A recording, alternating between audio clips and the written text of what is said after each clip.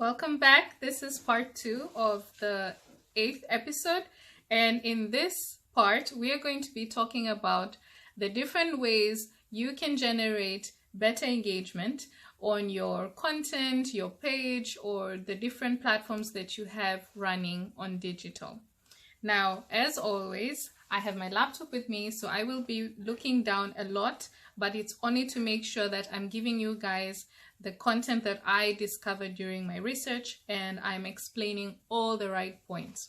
So we live in a connected world, right? And the world we live in today, there's so many opportunities to engage with each other, with brands, with content, you name it. Now, because of this connected world we live in, everyone today is served with so much content. Like in a day, you can receive 3,000 pieces of content. It could be a message on WhatsApp, it could be an ad, it could be content on your timeline. And remember, these people are not on just one platform. They might be signed up on all the social media platforms you could think of, but they log in at different times of the day. So it's become a bigger struggle to generate engagement with your audience because people are becoming more and more connected. Every other day there's a new platform that's being launched and people don't want to miss out. So they're connected to every single one of them. But we all have the same 24 hours in a day. So it means even our attention is divided. There are times someone will choose to go on a social media detox so that you could be serving content and trying to reach me, and I have logged off. So truth be told, generating engagement in today's world is not as easy as it was in the past. So how do we break through? If you ask me, it's very simple. We need to think about how to connect at a deeper level. We need to have meaningful conversations, meaningful content, and meaningful connections. Because if I am being served with 3,000 pieces of content in a day, I'm the one who decides what I want to give my attention to, and the duration of the attention I will give will be based on whether you've sparked some interest or maybe whatever I'm viewing is something that matters to me at the time, because context is key. And also I could be free in the day, maybe I'm not too busy. So there's so many reasons for someone to either engage with you or not. The best you can do is try and make your connection meaningful and try and have the conversations between you and your audience at a more deeper level. So when we think of engagement, like I said in part 1, think commitment. You've committed time and effort to create this content, to engage and put yourself out there. And they are also committing to you because on their end, they can choose to either engage or not. And if they choose to, they're committing and telling you, I am here and this is what I think, or this is what I have to say about this.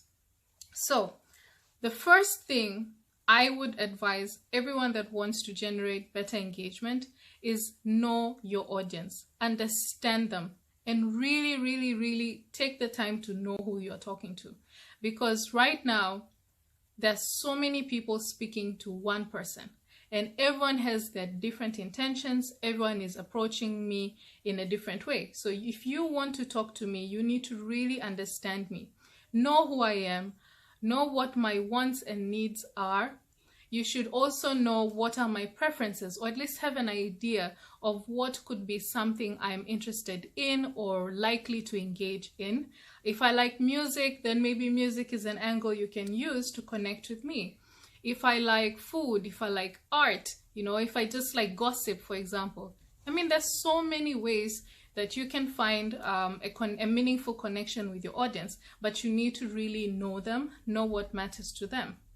Another critical thing is think about the platform you're trying to engage with this person, because some platforms make it very easy to engage and some platforms are not that simple.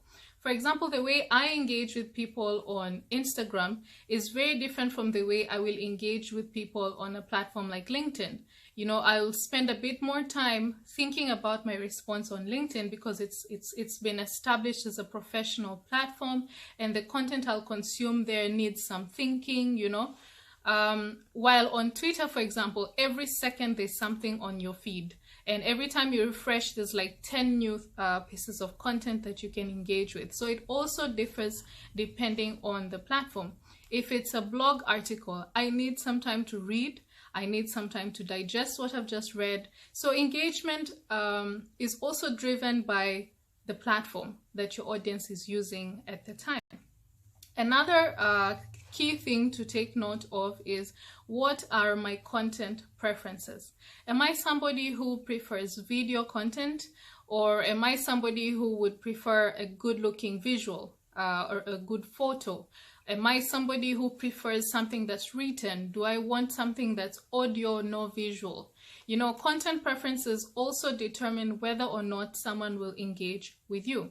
So when I say know your audience, I'm not just talking about knowing me as an individual in terms of my age, my gender, where I'm located, the things I'm interested in. You should also think about the platforms I'm using, how I use them, why I use them.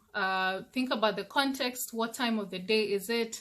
Am I busy? Am I not busy? Is it a weekend? Is it a public holiday?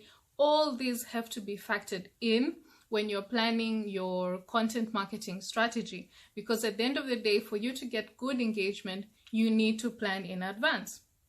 The second thing I would say is try and figure out where I am on what they call the consumer journey or the buyer journey.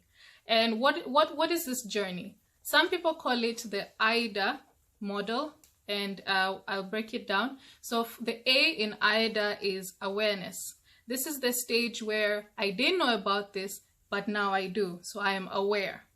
The second one, which is the I in AIDA, is intent or interest. So you've sparked some interest, and I probably will want to know more, or I'll decide to let it be. But there's an intention there. Maybe I'll choose to search for more information, or I'll choose to reach out, you know, so there's an intent at this level.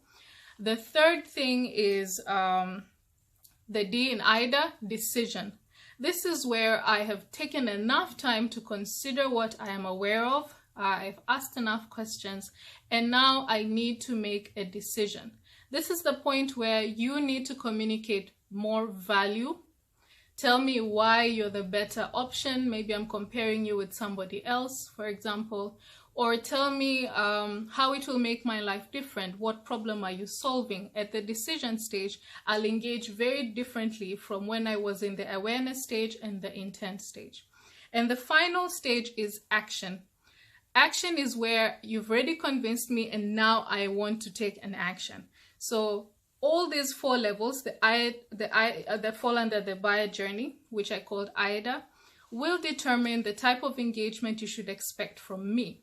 Let's say you have just launched, you're a new brand in town, nobody knows you that much, or maybe I've just discovered you. You can't expect me to follow your page and start engaging and sharing your posts right away. I mean, I have to get to know you, you know, I have to understand what you stand for. I have to gauge whether, you know, whether I want to be associated with you, because like I said, engagement is a commitment. I need to be sure that whatever signal I give out there is okay with me, 100%. So now that you've understood your audience and you have considered at what point in the buyer journey or the AIDA levels I fall in, the third step is to prepare a good content strategy. You need to serve good content. And when I say good content, I'm not talking about the fact that everything should be like high definition, expensive production content. No, good content is something that offers value of some sort to the audience you're serving it to. And for here, I will talk about four things. The first thing is you either entertain me, so you have to excite me in some way, make me laugh, you know, make me fall in love, like excite me, entertain me, make me dance, you know, make me feel happy. Like I have to feel like whatever you've served me at that particular point will entertain me in some way. It will make me curious, it will answer questions that I had, or will spark an idea. There has to be some level of entertainment. And that is why you'll notice that music, food, art, things that are entertaining, brands that serve that type of content get a lot of engagement, good quality engagement. It's because they're tapping into something that somebody actually has a passion for, and it entertains them. You know, it's not light. I mean, it's not heavy, it's light. You know, we're living in very tough times. So if you make me laugh, you know, you'll have done me a good thing. So I will choose to follow you. And that's why even comedians get a lot of engagement on their content. The second thing is inspire. You don't have to always be entertaining me. You also need to think of ways to inspire me. If your brand is more like it's something that requires a long-term commitment, you need to inspire me. Tap into my dreams, my aspirations. What do I want to be at some point in my life? Or is this something that will take me further? You know, if like you're a bank, don't just come and sell the product to me and expect me to engage. You need to show me the vision that you have and show me where I fall on that vision. Inspire me to want to do something about it. Inspire me to want to engage. Because if you don't entertain, you don't inspire, then I'll probably just ignore your content or you in general and move on to somebody who does. The third thing is educate.